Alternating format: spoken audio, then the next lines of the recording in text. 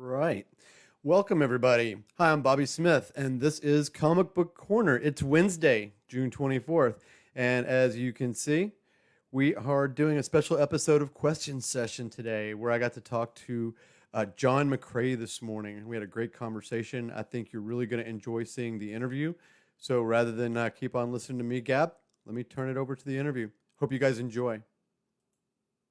I'm Bobby Smith. Today is Wednesday, June 24th, 2020. I got John McCrea on the line. After much assistance and lots of love from his family, we've landed this plane. And, Sure. and Hi there. and I'm ready to talk. So I just want to first start off by saying that I'm very proud to introduce John to you today as my guest here on Comic Book Corner Question Session. A few weeks ago, I reviewed Dead Eyes, and it's a collaboration between Gerry Duggan and John McCrea, available from Image right now. This trade paperback is available right now. Check with your local comic book store, guys. And if you can't find it there, check first your local comic book store. But if you can't find it, your local comic shop. Yes. yeah, last resort, go online, but do get this, okay? And get yours today. Yeah. And if you listen close to the show today, as John and I chat, at the end of the interview, I will tell you how you can get this one right here, and I will send it to you, okay? All right. Very cool. Let's start here, John. Give us a general rundown, really, really briefly, of what are all the characters that you've had the chance to illustrate during your career? No, right. Okay. Well, I started out working in the UK, obviously, for mainly for Fleetway and such like. So I worked with Garth Ennis first with Untroubled Souls, and then we did a character called Chopper, who was a Dread kind of anti-hero within the Dread universe. Then another character called Midden-Face McNulty. That wasn't with Garth by this point. Midden-Face McNulty, who's a sort of strontium dog character. Then on to doing some Dread stuff.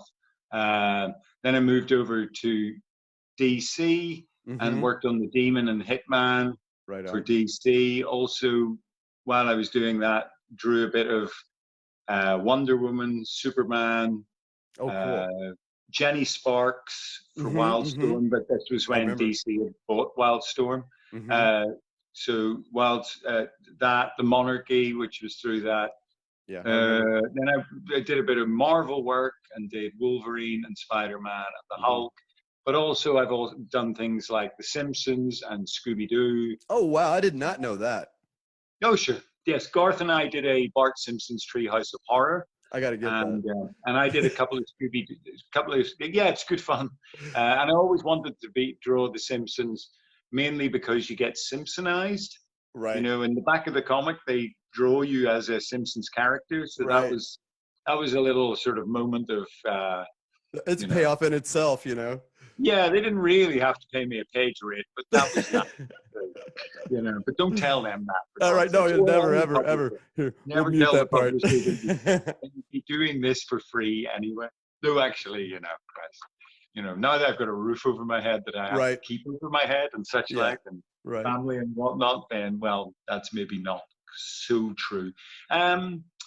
I've got to track down your Wolverine too, man, because I saw that picture you posted on Facebook the other day, and that blew my mind. I was showing it to people all over the place, holding my phone up and showing it to people, and I didn't know you had drawn him in the book. Yeah, yeah. You know, I drew an issue of X-Men 11. It was started last year, and that was a Wolverine story. He didn't wear his costume, mind. He's always in his jacket, and I prefer it if he was in his costume. I love Wolverine's costume. Oh, clearly, I love that picture. Yeah. Thank you. Well, yeah, and I did an issue of Wolverine pre that, but honestly, I think it was possibly in one of my darker times when I maybe wasn't as happy with myself or something. Right. It's not my greatest work, but I understand. You know, it's not awful, but it's not my greatest work. It's weird though, also the way that our psychology affects it, you know, as artists, it affects our view of the art we produce at that time. And there's some kind of weird connection that sometimes, no matter how beautiful the art is, sometimes we kind of have a weird feeling about art that did come out during darker times and stuff. Or we love art that came out the day we met our girlfriend or our wife or whatever. You know? Yeah, that sort of thing. Yes, when it's good times. Yeah, you know, the struggling artist in his garret thing. is, and always has to be poor and unhappy to Right. produce real art. Right. I don't see it. Usually when I'm miserable, if I try to put pen to paper, it's a disaster. So I'd much rather be happy. I'd much rather be happy. I'm a weird guy. I balance the line between trying to make myself miserable and then trying to cure it, So it's like I need to like walk a very thin line, in order to produce Okay. art. Okay. Slightly masochistic. Exactly. Yeah. Well. Well, that's an amazing rundown on characters, man. I remember. Yeah, I think there's others, but those are No, the main. go ahead, because I will say, because I want to Oh tell, I no, want to talk no. about a couple specific, but it's Yeah. mind blowing. I remember when you drew Spider-Man with Garth writing on the 1,000 for Oh Tangled yes, Web, and I was yes. so happy that you guys were on that book. Yeah, that was great fun. That was great Who fun. I think that was my first real shot at Spidey, and he is my favorite superhero. So, Probably mine too, um, man. Probably mine too. yeah.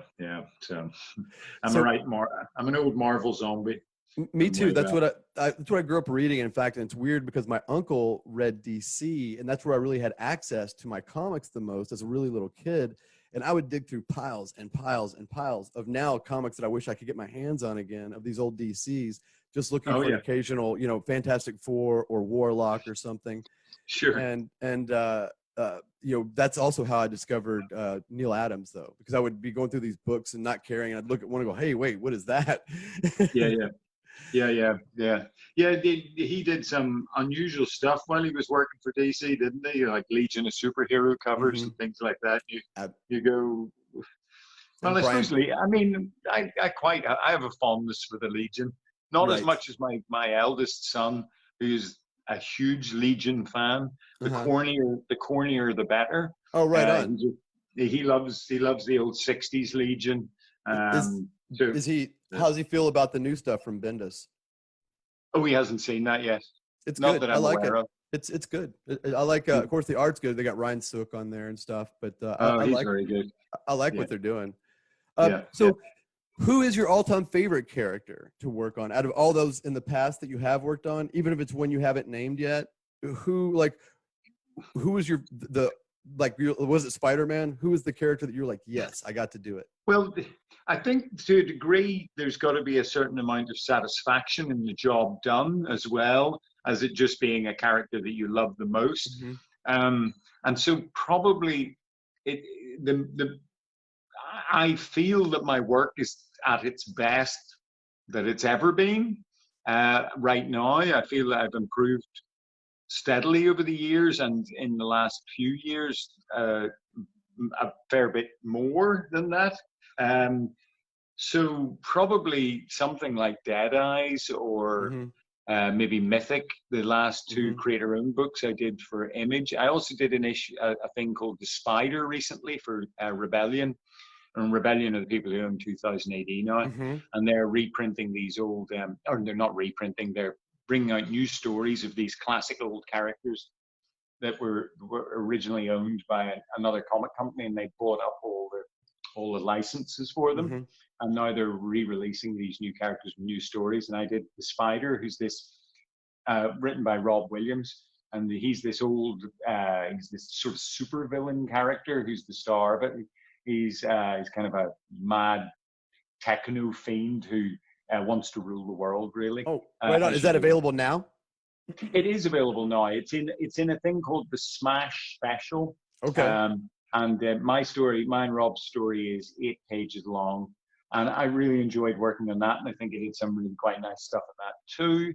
I'll track that down. And some of my Dread stuff recently has been pretty good. I did a 5-parter with Wagner last year, about the Mechanismo robots, and I think I did some pretty nice stuff in there too. It's been released in a trade paperback. I'm glad I can't remember the name of it. I'll track it down. I'll track it down, and I'll throw it in the links and stuff. Machine Law. It's called Machine Law. Cool. Yeah, I'll find the old brain drags it up eventually. Dividing. Yeah, so that's sort of the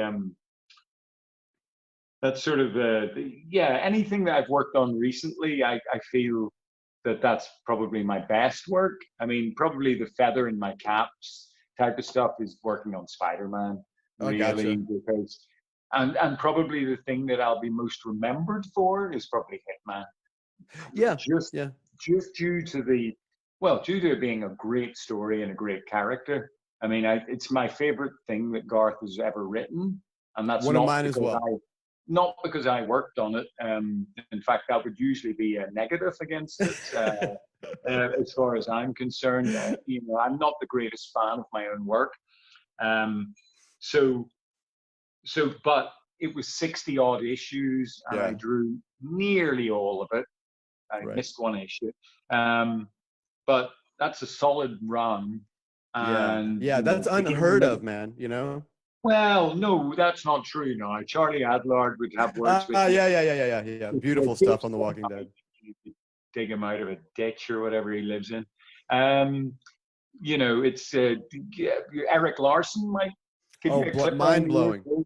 Yeah, yeah, yeah, yeah. Or even those dudes who Invincible. I Hmm. mean, you know, so there's been some pretty great runs. Or if you go back and talk to Sal Buscema or Oh yeah, Jack yeah, Kirby yeah. I or was talking the whatever, modern age you know, because those dudes could get the work done. But you know, absolutely. you know, I myself have physically not got the strength to do a 60-page run anymore. I don't know how Charlie Adlard and I are about the same age, and the fact that Charlie's just done what 200 odd issues of The Walking Dead, you know, every week, every month without fail, staggers me completely. You know, him and Sean Phillips are my sort of role models as far as I love Sean Phillips. professionalism goes. Just solid, doing the work every month without fail, always looks good.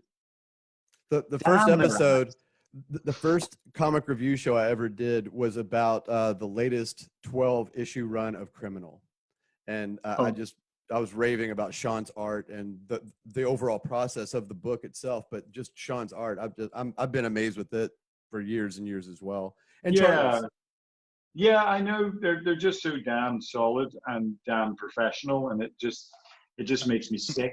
The first time I read You know, Charlie stuff was in the X Files books. Did you ever see those? Those little X I did, Files from I Tops? did.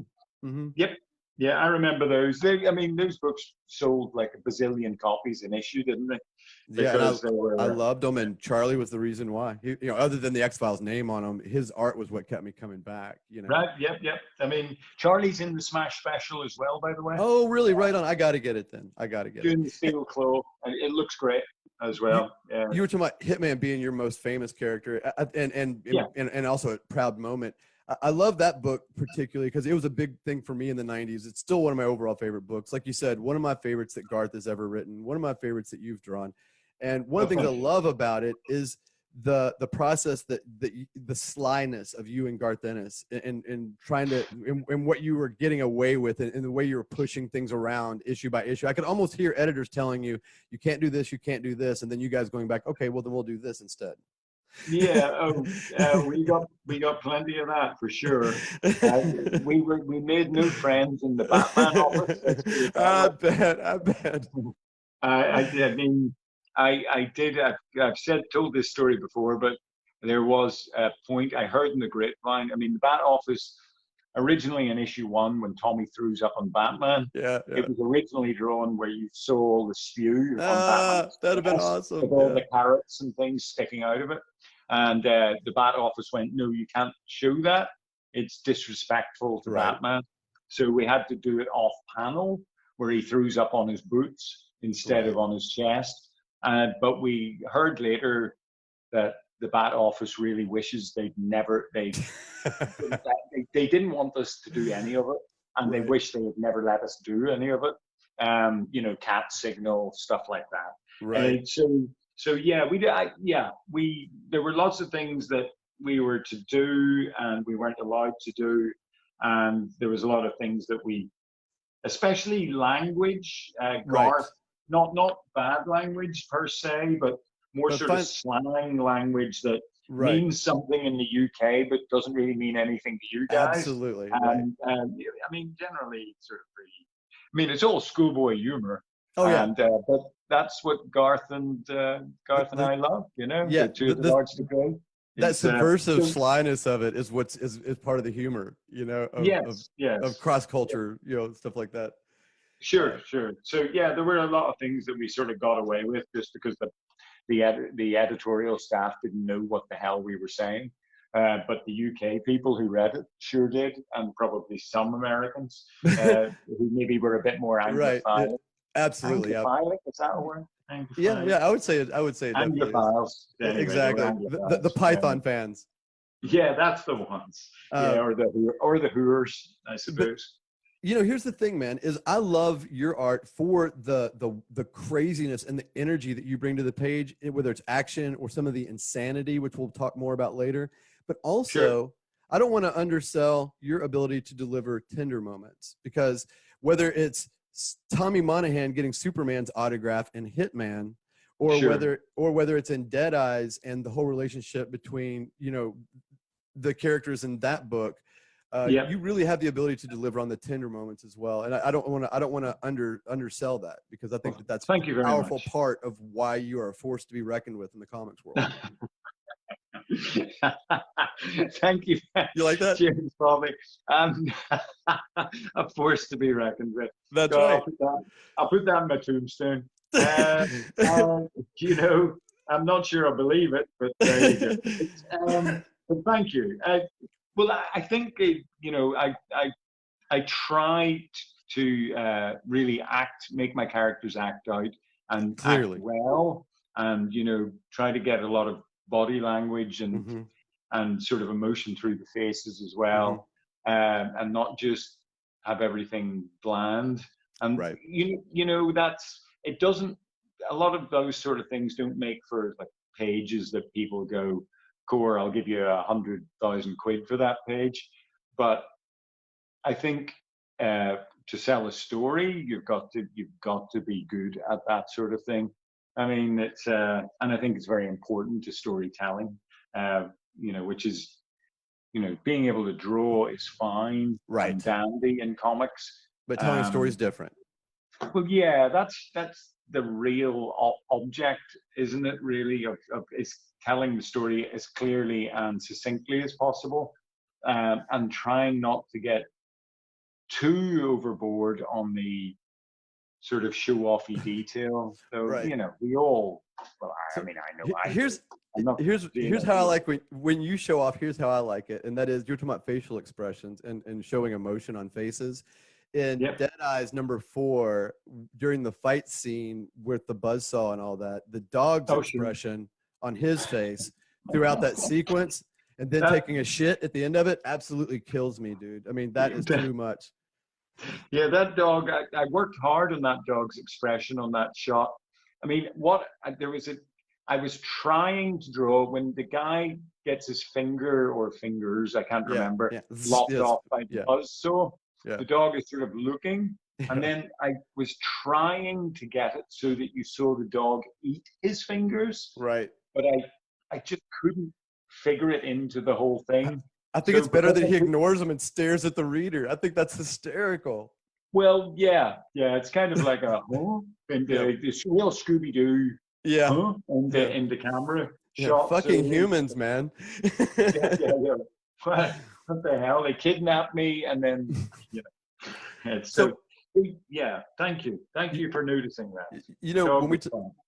you laughed at me calling you a force to be reckoned with, you know, you don't get to be, you know, at your level and enjoy your success and stuff without having a history in comics. And I was wondering, you know, who you consider to be forces to be reckoned with. And I wanted to kind of think all the way back, if you wouldn't mind. I would like to go back to thinking about the very first comic book that you ever got, if you Well, remember and wouldn't mind sharing. yes, yes, of course. I mean, like any proper nerd, all of this stuff is steered onto my cerebellum. I get it. So, it's the first comic I ever got was Avengers #8, where they fight Kang. Now, this was the British reprints I got you. of the American stuff, which came out probably 5 years Oh, really? after Okay. your stories came out in general. So I think I was 4 at the time or some, and my mom and dad bought it for me because I was always drawing. Mm-hmm. So they bought me a copy. They just saw it in the newsagent and thought, "Well, buy that for John. He likes drawing. This got lots of cool pictures in it." And that was it. I looked at it and I looked up at them and said, "This is what I'm going to do when I grow up." Right Um, on. and I just went, that was it. And there was nothing for the rest of my life. It was just comics. That's all I'm going to do when I grow up. There Dude, was that is awesome. nobody could dissuade me. And growing up in Belfast in Northern Ireland during the Mm-hmm. Troubles, Mm-hmm. the thought of somebody, my mom and dad, it didn't compute. It Yeah, just I get didn't it. compute. So it was a little bit of a struggle, but I got there in the end. So So, I grew up in but Kentucky, dude, and this is your interview, so I don't want to take the whole time telling my stories, but I think you'll relate to this as far as the sure. relationship between Belfast and Ireland and Kentucky overall. Is I grew up in Kentucky, and one day when I was a kid, my dad was like, so you thinking about what you want to do when you grow up? And Uh-huh. I said, yeah, I think I want to be an artist. And he Uh-huh. said, well, what do you mean by that? And I said, maybe be a painter. And he said, well, Uh-huh. shit, son, we got paints and brushes out in the garage. You can get started on this house. Very That's blue collar that's great. mentality. Did not I compute, like you mean, said. yeah, I mean, it's not like my mom and dad didn't support my art. I Right. Me think they too. just didn't understand the Drive. comics aspect of it. It I was an got you. ungraspable thing, especially since they were made in America for the Right. most part. So how could I possibly blah blah blah blah blah? Right. But it was just, it's one of those things where if you know what you want and you work hard enough at it and make sure that you just don't take no for an answer, I think. Because I don't think there's, again, people, I'll do a sketch at a show or something like that, and somebody will go, "God, you're so talented." Well, that's amazing. I could never do that. And you just go, well, it's not really talent. What it is somebody at 4 years old who was always scribbling realized what they wanted to do and Yeah. just spent all their waking hours doing that thing. Right. And so if you spend like a bazillion hours just drawing, even if you start out being able to just draw a wobbly line, after a bazillion hours, you will be a pretty damn good artist, especially if you look at your stuff subjectively. Yeah. If I decided to become a concert cellist, I'd probably be a pretty decent concert cellist by now. Right. I might be like, I might be in the Birmingham Symphony. I don't know. Right. I don't think I'd ever be an amazing concert cellist. I don't think I'd be on telly doing my own TV shows, Mm-hmm. or if concert cellists ever get their own Like TV shows. more of a team player. Yeah, that's what. But it's that sort of thing. But I think that I'd probably be pretty good. So Right. it's just one of those things where you kind of, it's just the hours and the determination and the focus, really. There's And something that's about what embracing our passions. There's something yeah. about embracing our passions. Well, yes, absolutely. I just loved comics so much from that very second that I read that Avenger. I think it was probably just the cover. I mean, Jack Kirby drawing Kang versus Amazing. the Avengers, and I think as soon as I saw the cover with all that fantastic type and colors, and that was it for me. I mean, I understand these days why kids don't read comics so much. Right. I mean, it makes total sense to me because there's so much competition. Right. For me, there wasn't, what was this? So the back then, there was TV, but they didn't have decent special effects or anything. Right. It was all pretty shabby. So that was your thing. And I just knew I wanted to be a part of it. Do you have a favorite artist today? Like, is there like, is it somebody from the comics world that's operating today, or is it somebody from the past, like Kirby? Who do you Well, hold up right now as being like your favorite all-time artist? I think that my all-time favorite artist is probably Steve Ditko. Oh, really? Right Um, on. but yeah, I love Ditko. I mean, Avengers 8 was my first comic, but then I think my next was Spider-Man, and it was while Ditko was drawing Spider-Man. Mm-hmm. But I think the moment I realized I loved Ditko more than anybody else was, I think it's issue 28 of Spider-Man where he fights Kraven the Hunter. I'm not Oh, sure if right it's on. 28. Yeah, I know And what you're it's talking the about. one where it's the one in the old abandoned building. There's a whole lot of mob guys and things out Mm-hmm. to get Spidey, and Kraven's there as well. But it wasn't even that. It was the sequence before that where Betty Brant uh, is facing off to Peter Parker and saying, "You've got this big secret, Peter." And Peter jumps onto the wall and runs up the wall and hangs from the ceiling and goes, "It's because I'm Spider-Man," and rips open his shirt. And Betty Brant goes, "God, no." And I was reading this going, "What? How can he reveal his secret identity?" And I overturned the page and it was all a dream. And, Right. you Yeah. know, Yeah. it's such a cliche now, but whatever I was, 6, 7, I don't know. It's It was storytelling power. amazing. And Yeah. just the way that Ditko drew it and the power of it was just, it just sold me. And his Spider-Man, that lithe, muscular figure, the way he drew him moving was just, it's my Spidey. I Yeah. mean, Ditko's a problematic character at Right. best, Right. himself, Right. but or was, should I say? Right. But I can to a degree separate the man Me from too. the art, and Sometimes yeah. generationally, we almost have to. Well, yes, absolutely, absolutely. I So, did. I thought that was an exciting thing about when McFarlane took over Spider-Man in the 90s. I always thought that it was a nice kind of return to that more fluid kind of Ditko-ish, style of art. you know, yes, absolutely. I see it now. The time period you're talking about with Marvel, I had pretty much given up on Marvel. I Right. think I started when I was about 8. Well, when I was about 16, I started reading things like Mage and Mm-hmm. Cerebus and Yeah. Love and Rockets and things. These new comics that were coming in. Now we didn't have them, and we didn't have a comic shop in Belfast, but I occasionally went over to London. Very occasionally, but either my dad would we would all jump in the car and take the ferry over to Scotland and drive down to London, and then hang around in London for a couple of days during the summer holidays or whatever. I had an aunt who lived there in London and a couple of cousins and things.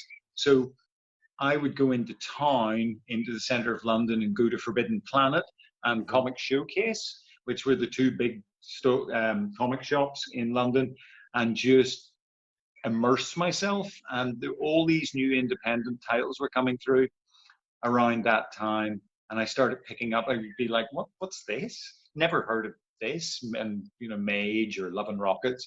I think my Right. first issue of Love and Rockets was issue 14. I think I picked it up with issue 14, and I suddenly realized that there were stories that weren't about superheroes and Mm-hmm. such like. And by the time and I started to flag on Marvel. We're in the 90s, the late 80s it was the late 80s. It was 85, 84, 85, and and Marvel was getting all very chromium covers Right. and that new style of that Liefeld and Right. McFarlane brought in, and it Right. didn't gel for me. I just Mm-hmm. didn't like it. So I quit in Marvel around then. Also, I started running a comic. I opened Belfast's first comic shop, Oh, really? and so I could get and it was just to get the comics I wanted cheaper. That's the only reason I did it. Because I always knew I was going to be a comic artist. Right. But I love but that. yes, so I really started focusing on indie Mm-hmm. stuff at that point, Concrete and Mm-hmm. Mage and Mm-hmm. Beautiful Love and stuff. Rockets and what have you, and just reading that sort of stuff, and I kind of gave up on Marvel. But I know what you mean about Todd McFarlane, because now I look at his stuff, and of course, when the first Spider-Mans that came out with Todd doing it, Mm-hmm. a lot of people thought it was a bit of a joke. I mean, especially the dialogue and whatnot. But and I look at it now and I see what you mean about that Ditko thing. He really did bring back that really organic, flowing Yeah. figure and those crazy big eyes, and Right. you know, he brought a lot of Ditko back to it, which I see now in retrospect. But And at the time, it wasn't for me. it's so funny because I had given up on comics a few years before that. I went through this period around 16 or 17 where I was out of comics. And Yeah, a friend of mine kind of drew me back in, and he drew me back in initially with stuff like that was coming out from pre-Vertigo DC, like Shade the Changing Man, sure. and stuff like that. And one day he showed me a copy. He's in, here's what's going on at Marvel right now. And he showed me a copy of McFarlane Spider-Man. And I was like, ooh, I like Right. that. Yeah. It's yeah. I don't. I mean, I still occasionally read Marvel stuff these days, but there's just so much product out there now that Totally. it's just impossible Yeah.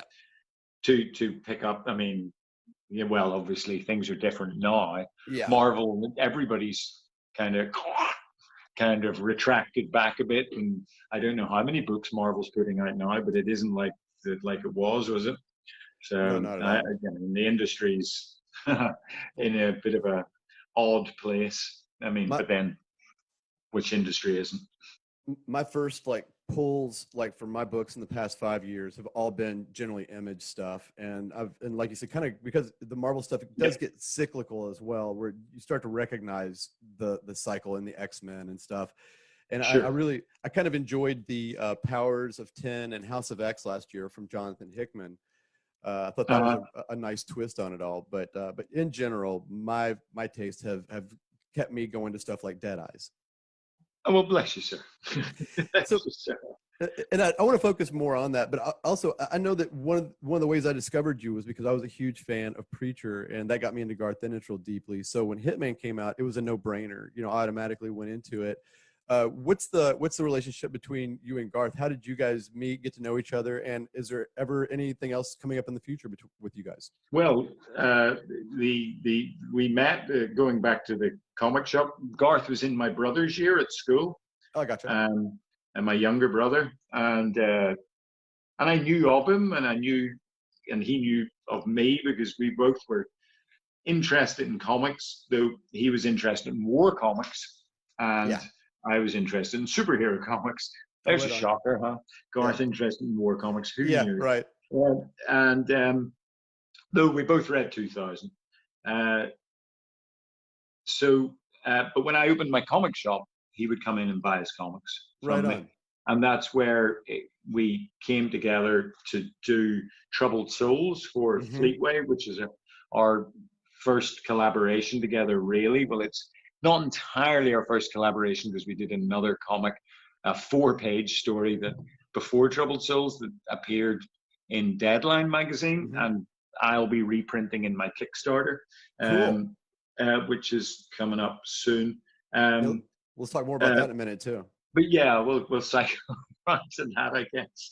But yeah, so he knew that I was trying to break into comics, and in fact, I'd had a couple of stories already published. I think I had done a few stories for British Marvel Action Force GI Joe, Oh, right on. um, uh, and then let me get this right. And then I did then I did a Future Shock for 2000 AD. So I was getting bits of work. But 2000, we're publishing a sister comic to it called Crisis, which was a political Mm-hmm. thing. And it was having a bit of trouble. And Garth said, why don't we pitch a story about the troubles in Northern Ireland? Two guys from North Cool. Belfast doing a story about Northern Ireland. It's a surefire winner. And, everybody who came into my shop who had ideas of writing for comics said those very words pretty much. I've got this idea for a Yeah. story. So when Garth Right. said that, I was just like, yeah, sure. Right. Okay. Yeah, put my name to it, but, fine. And sure enough, he sent it in and they were very interested. So the next thing we know, we're both over in London. They've flown us over and sat us down and said, can you really do this? And they and chat to us about it and our ideas and That's whatnot. cool. And that was that. That was really from there our creative partnership was born. So yes, yes. So that's how we met. I mean, and got together. So opening the comic shop not only got me cheap comics, but teamed me up with Garth. So Right, yeah. so it's not such a bad thing. And that's one of those things about it's one of those things about luck that because when you mentioned about me breaking into comics, and I deliberately don't use the word luck because I don't believe in luck particularly. Me It's either. hard work and Absolutely. making your chances. And by We opening create that our own comic luck. shop, and by opening that comic shop, I sort of set up that to happen. Absolutely. Who knows what would have happened if I hadn't? I'd still have got into comics, but Right. would it have worked? And so would Garth, most likely. Right. Well, not most likely, definitely. Just it might have been a different sort of channels, and who knows? There's some advice in there, if for viewers out there who are watching. It goes back to what we were saying earlier. Embrace your passions. Go for it. Find the different ways that you can get involved in whatever it is that you love. And make sure that you're in touch with that community, and you can build your own luck. You can allow good things to happen. Yeah, I mean, to a degree, I made my own community. There were a few other like-minded people that I had started to hang out with in the comics scene that I had found out about a little bit. There was a guy called Paul Trimble and Adrian Lutton, these two guys. I met Adrian at art college, and he was into comics. And of course, I met him at art college. I lasted 2 months at art college and then dropped out because there was pace. But Right. But Adrian stuck it out because he's tougher than me. So I was hanging out with them, and we were drawing comics and making comics and talking about comics. Paul he had a bookstore in this little town way out of town, and he started selling some comics out of the top of the bookshop. But then I opened my comic shop in Belfast, and and it's kind of just and then Will Simpson, who lives in Northern Ireland, he was there. And I was hanging out with him a bit and going around to his house and, inking backgrounds and Judge Dredd, all these sorts of things. Just you make your community, you meet your community, 100%. and you kind of make your luck and make things happen. I mean, I love totally reading old stories about guys like Walt, Walt Simonson and all these guys from the 70s and Starlin and things like that, and the stories they tell about themselves in New York and living in New York and just all working together in this one house, and Wrightson and guys like that, all working together, all work, inking each other's work and helping each other out, then going out and partying afterwards and living and going to these, and those parties that they used to have, at Halloween, the fancy dress ones that were immortalized in those Batman stories that Neil Adams drew as well. Right. All that stuff was it's just so brilliant when you read about these guys and hear them talking about their history and their growing up and their it really is it's almost better than reading comics, reading that stuff, reading about Joe Kubert in the 40s and things like that, and Kirby, and just going from one sort of sweatshop type place to another and bouncing around at 14 years old or whatever, and just being ultra brilliant, but being exploited like crazy, or working for Eisner, or just all that sort of stuff is just so exciting. And did you read the Bad Weekend run of Criminal from Brubaker and Phillips? I haven't read it yet. No, I haven't read it yet. Sorry, Sean. No, you will love it. You'll love it because of what it is in regards to what we were just talking about. Right. Okay. Okay. It hits on all those notes. It does. It does. Yeah. So it's really cool. Like with Garth and you on Hitman, who this is a question. This is like me being a fan right here and just asking, who created Hitman? What was the process on that? Was that Garth, you, or both? Well, it was basically we were working on The Demon, right? And DC were doing one of their giant intercompany giant Yeah. crossover. Bloodlines. Do you remember it? Yes. Most people wish to forget it. But there Yeah, you well, go. I've got that. I've got that issue of the demon. So Yes, yes. Well, it's uh, the yeah. So we had to create a character for that, and Garth wanted nice. to create a character called Hitman, Hmm. and that was as easy as that. Really, he That's just wanted hilarious. a cool guy with a gun who shot people. And a jacket and Yeah, sunglasses. I mean, I came up with the sort of vague look, the long jacket, two-tone thing, those funny things on his Yeah, collar yeah, that yeah. I could never decide what they really were. Doesn't I matter. just I put them there because I thought he needed something to separate him from just Right. another guy in a jacket.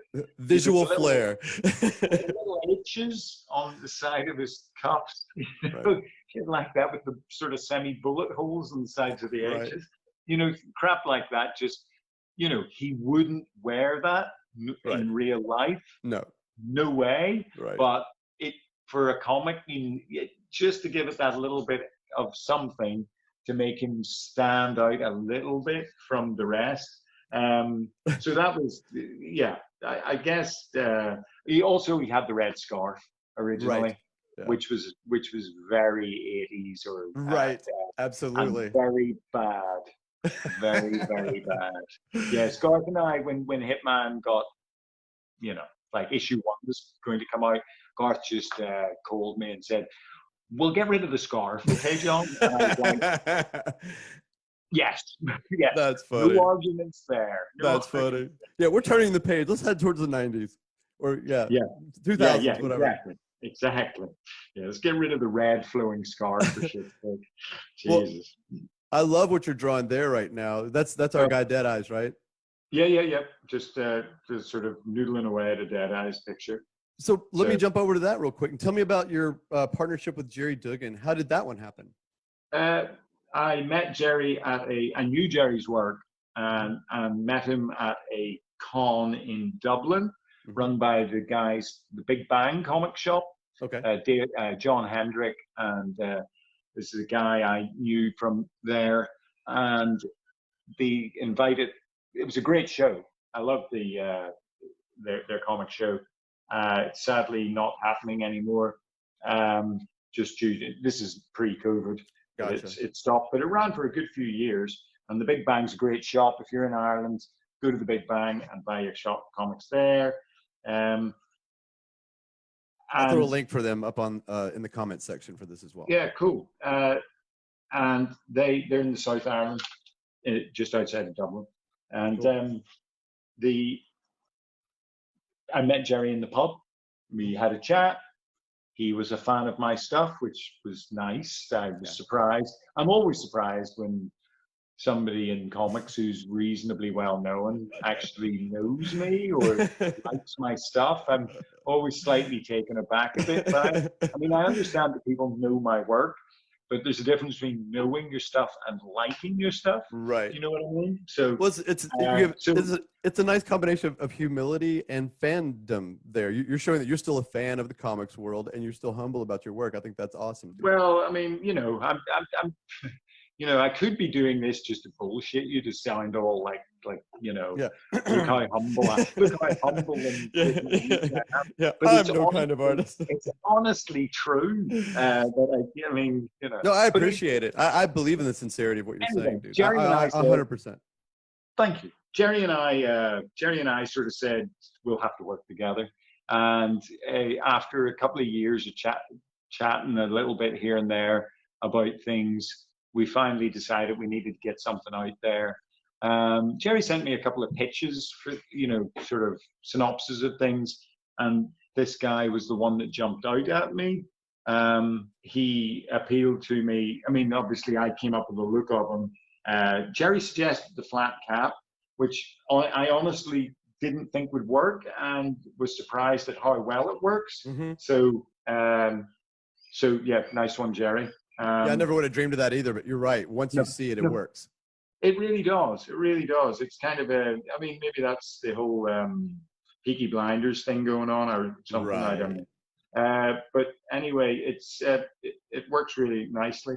And yeah, we just wanted it to be funny and poignant and also romantic. You know that Mm-hmm. I wanted it to be a real. You know, a lot of the time in comics or anything, it's the you see characters who aren't a partnership, and Right. it's all about the sort of them getting together or not Right. getting together. Right. But I wanted these guys to be like solidly together and Yeah. had been for years, and just that idea of a really nice couple who really still loved each other Mm-hmm. immensely after all this time, and the actual sort of relationship was solid as a rock. And then, but it was everything else that was the problem around it. Right. But it's just to have that core of this really solid relationship, and you don't see that often in comics. You know, it's all about sort of broken relationships or possible 100%. relationships or things like that. And I wanted a nice, solid core of that. And I think And it's important on this book because Gerry it gives it Duggan, heart. You know, it's like yeah, you can take this guy who's not necessarily a hero and still give him heart and a code. And I think yeah, that's very nicely explored. yeah. I mean, those sort of flawed character guys are great. I mean, Tommy was your kind of he was a hero in some ways, and just a nasty piece of work in others. And this Absolutely. guy is maybe not quite so extreme as, you know, he does some pretty brutal bloody I was gonna stuff, actually thinking about it. Does some say. pretty bloody brutal stuff, but at the same time he's got that really solid heroic core, and Right. he's looking out for the little guy. And that's sort of what that's all about at the center of it. And Um, I had a so question yeah, like related to like that, as far as like you coming into the story with these already established relationships and stuff, which I do think is wonderful because it does provide an emotional core and some heart in the book. Do you guys have long-term plans? Like, have you and Gerry talked about if everything worked out, like how far you would want to take it, or would it just be indefinite? well, we're not 100% sure at the moment. We did have more solid plans, but everything's been a bit shifting Totally. grounds 100%. over the past couple of years, and now especially. And so we're kind of left a little bit up in the air. And honestly, that's part of the reason why, as I mentioned earlier, I'm doing this Kickstarter, because it's basically what I'm doing is when I in the UK at Christmas, you used to get these Christmas annuals, which were reprints of comics Mm-hmm. in hardback, but Right on. also but in them they also had things like articles and interviews and puzzle Mm-hmm. pages and all this sort of Mm-hmm. stuff.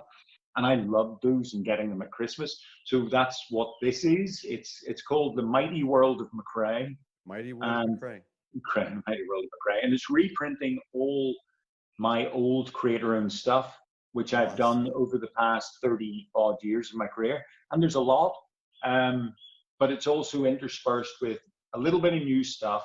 Gerry and I are doing a brand new comic that's going into it as well, plus some other stuff. Plus, it'll have puzzle pages and articles and interviews and things.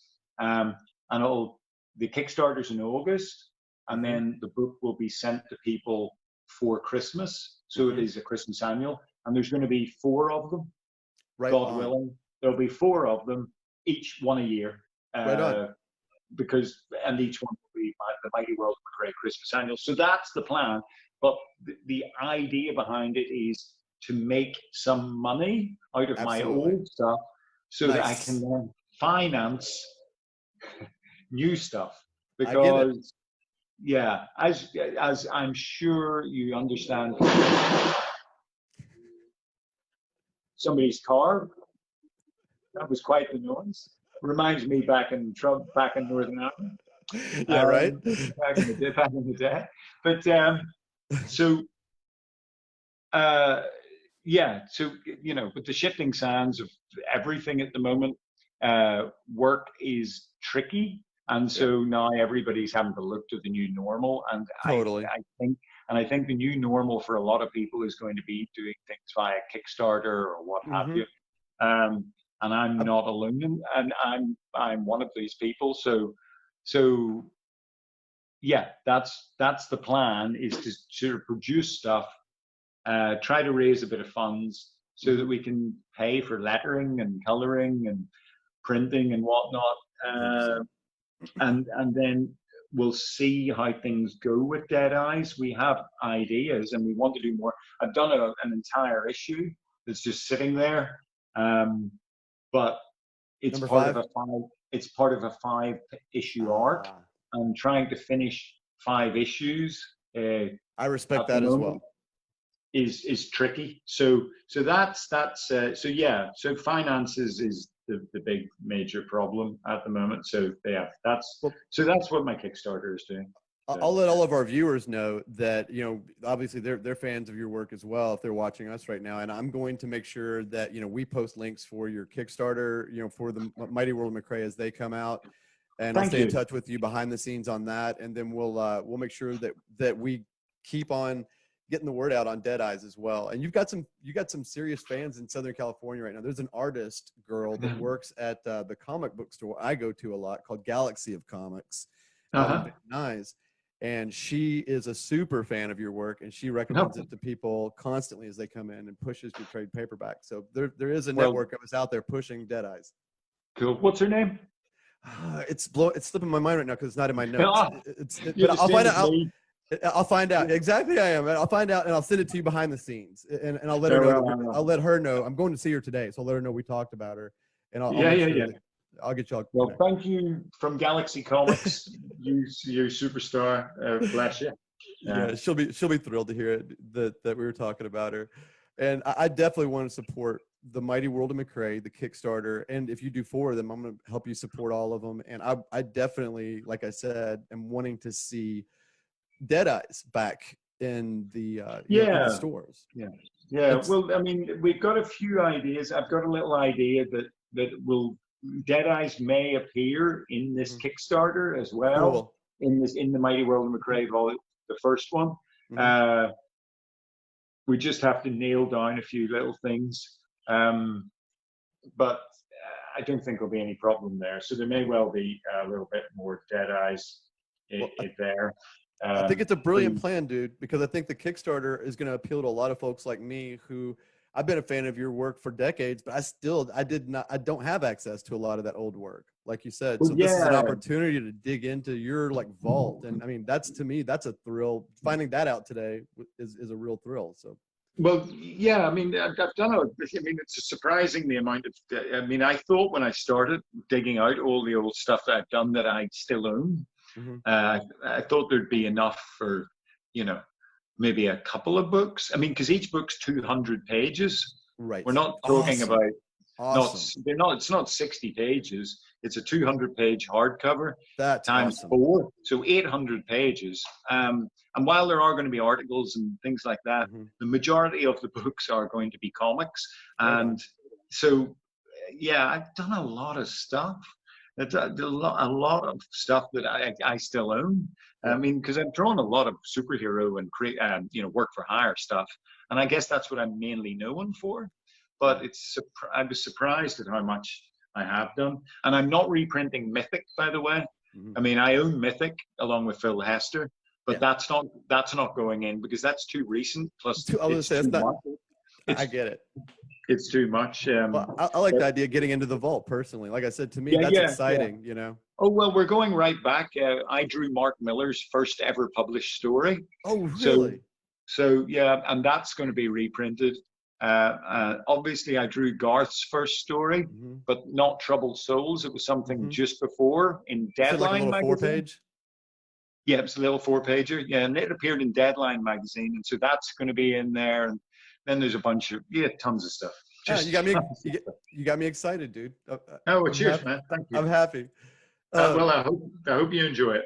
And I know that you probably have other things to do, and you've got family trying to probably get in your kitchen. But I just wanted a couple more minutes, if you don't care. Oh, sure. Because I wanted to just get out of comics for a minute, because I know that's not. I mean, it is probably most of your life outside of your family.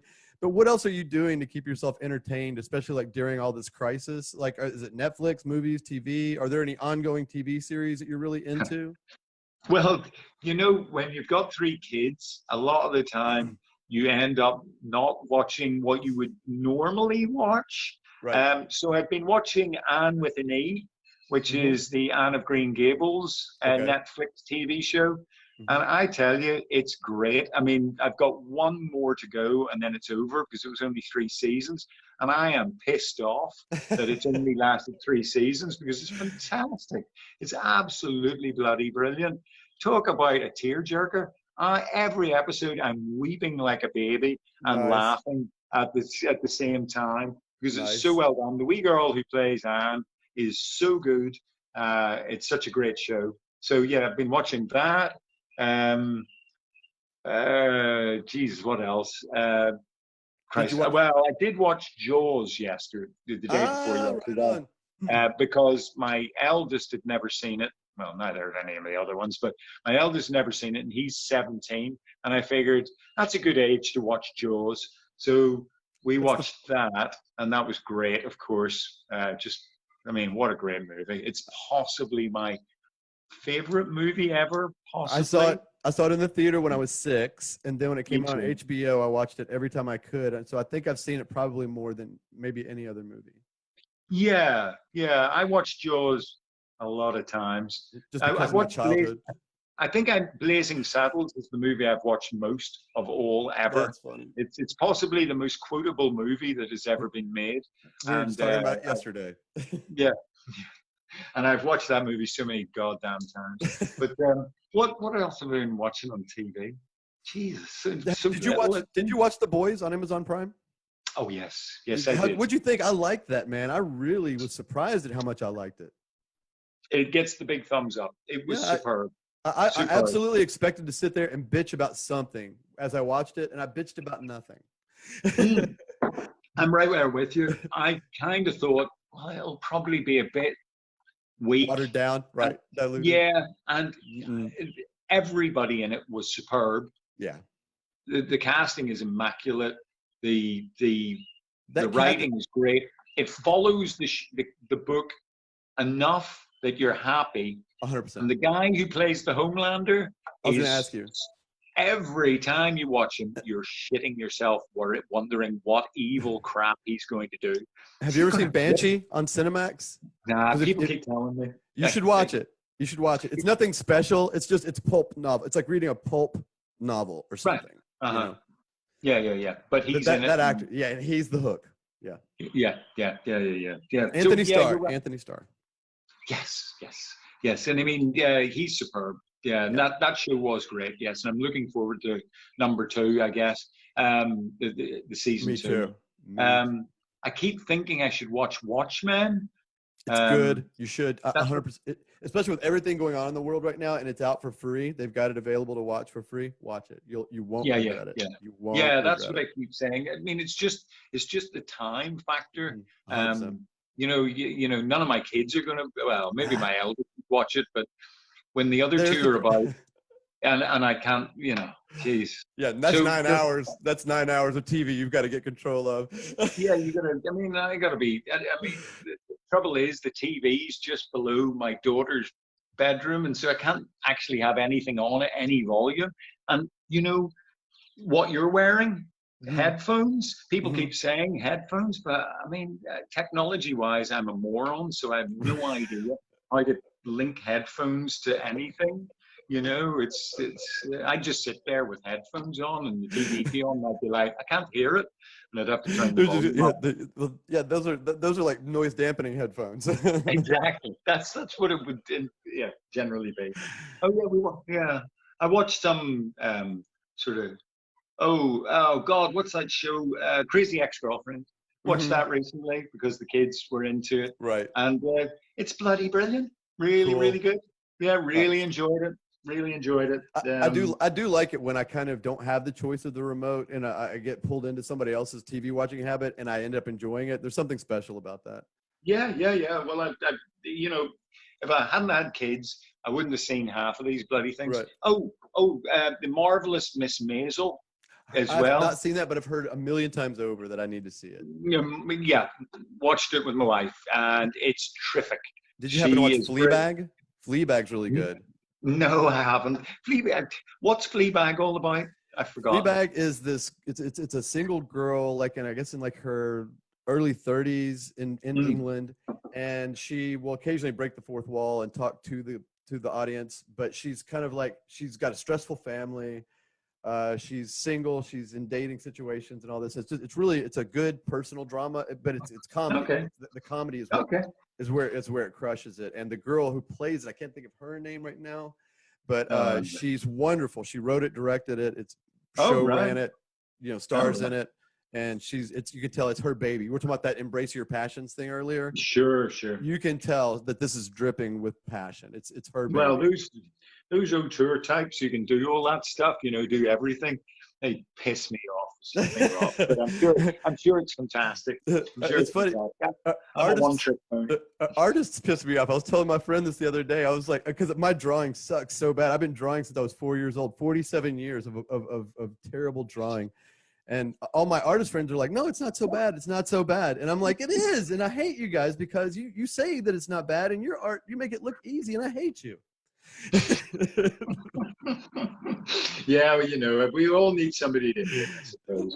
We all gotta hate somebody, man. That is 2020, Yeah. Well, your president makes that easy. So that was a perfect segue, man. That was exactly my next question. I wanted to ask you, as somebody who's not an American but has spent plenty of time over here, what do you I was asking a friend in Slovakia who's working with me on a project right now, what he's thinking about America right now. What do you think about the current state of affairs over here?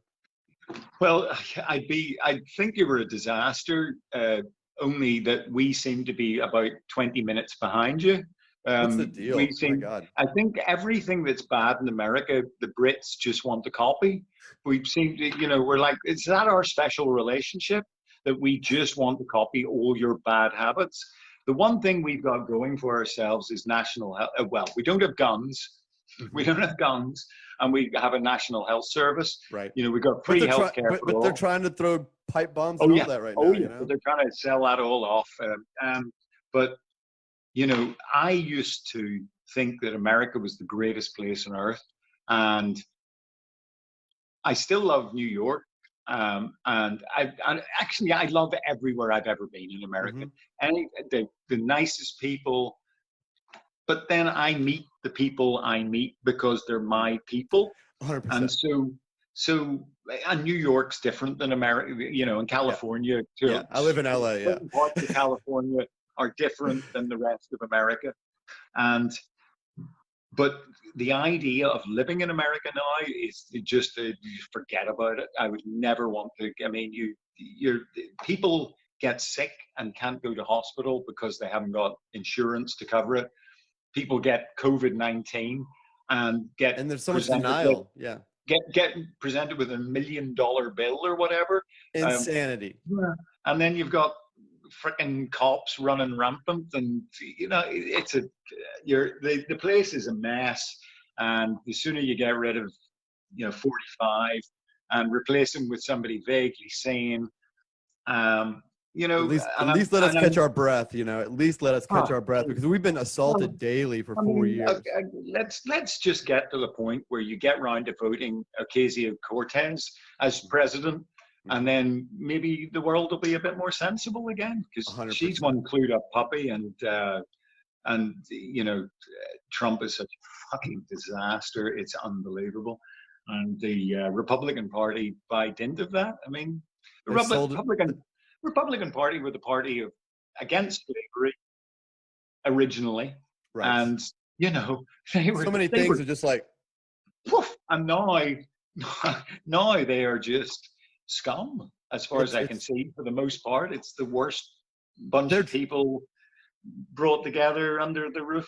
They've been driving themselves over the cliff, and I hope that that's where they are, is over the cliff and not at the edge. What I would like to see, we don't want to go all day on politics or conspiracies and stuff, but my world, I would love to see GOP disappear in America and take the existing Democratic Party, split it in two, and let all the corporatists become the new Republicans.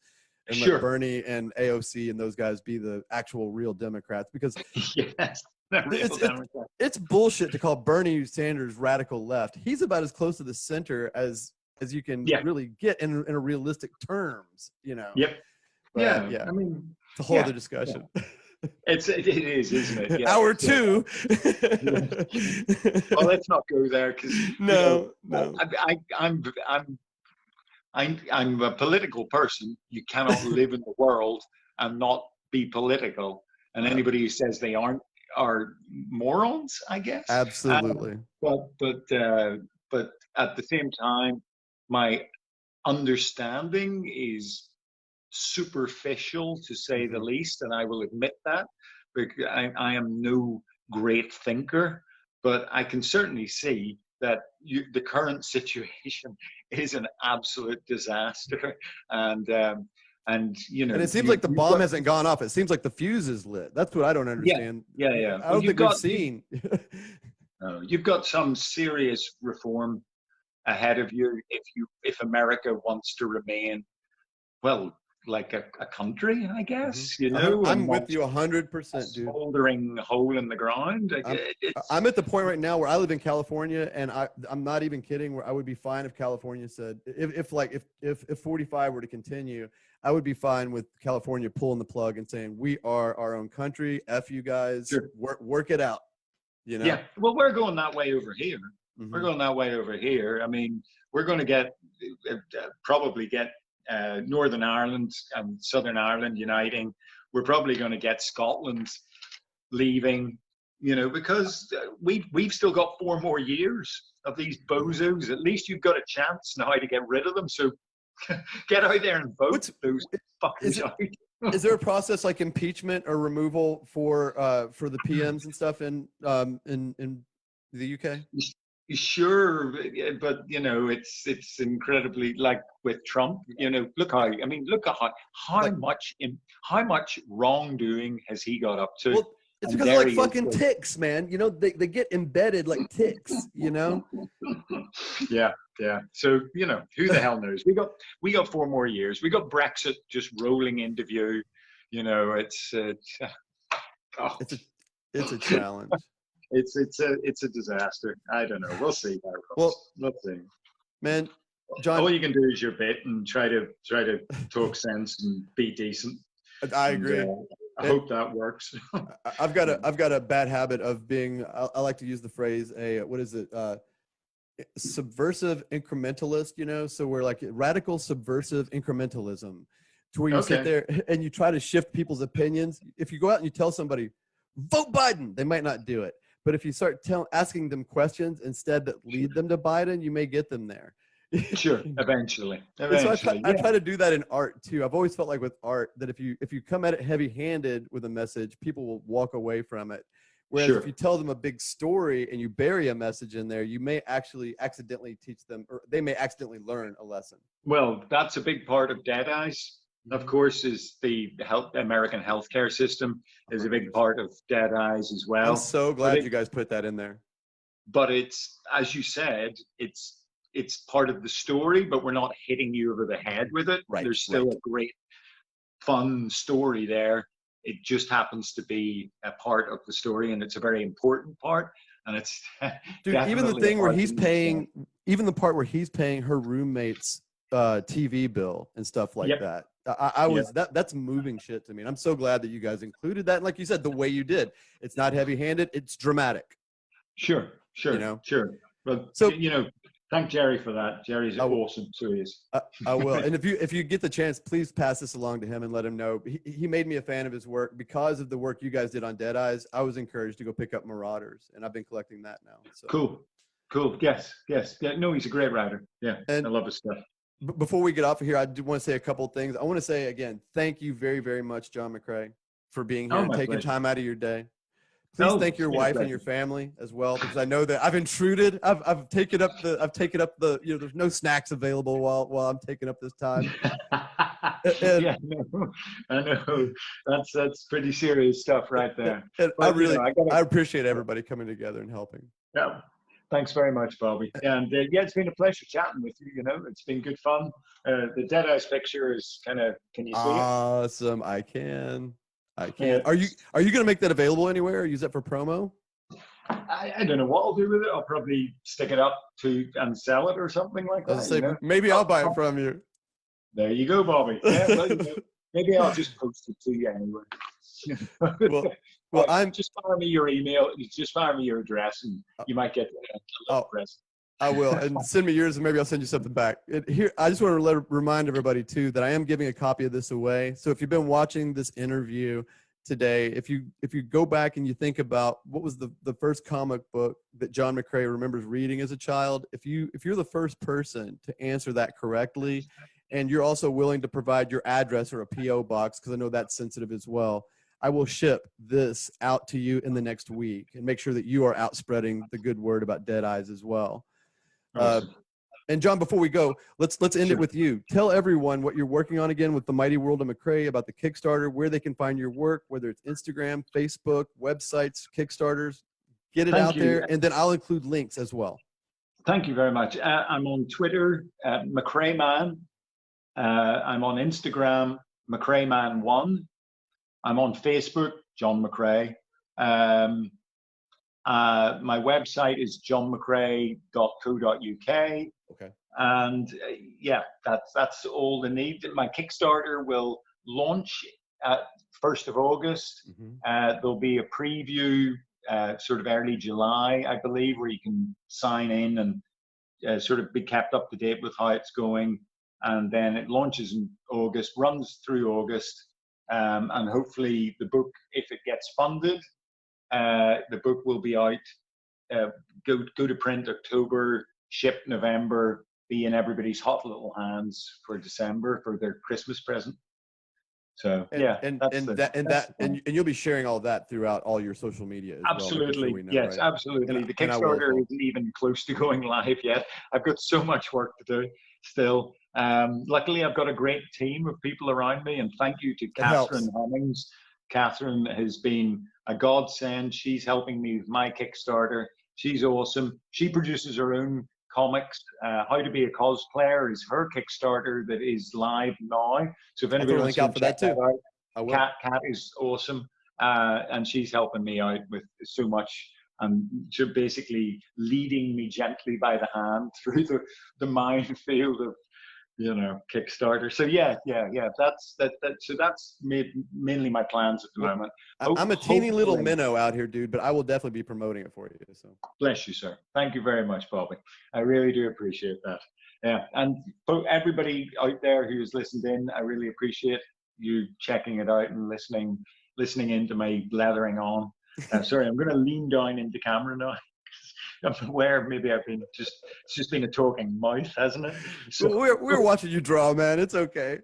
So yeah. But thanks very much. It's been a pleasure, Bobby. Thank you. I'll stay in touch with you on Facebook. I'll shoot you out my address and stuff in a bit, and please shoot yours back as well. I might have a couple things to send you too. We can sort that out. Nice one, Bobby. Okay. Cheers, everyone. Thanks very much. Bye. Hey guys. I hope you had as much fun watching and listening to that interview as I did speaking with John himself. And again, I just want to say thanks a million to John for spending the time with me today and sharing some pretty great stories about his life in comics and outside of comics as well. And just to remind you guys, giving this away. So if you watched the interview and you saw what was the first comic book John McCrea ever read, and you're the first person to give me the correct answer, along with, you don't mind giving me your address or a P.O. box, I'll ship this out to you as soon as I get the first correct answer. Thanks again to everybody for watching. This has been a special episode of Questions Session with John McCrea on Comic Book Corner. And as always, we're brought to you by Cabin Fever Radio. See you guys soon. Make sure you like, share, watch, spread the news, get other people to watch Comic Book Corner. I'll see you guys next Wednesday.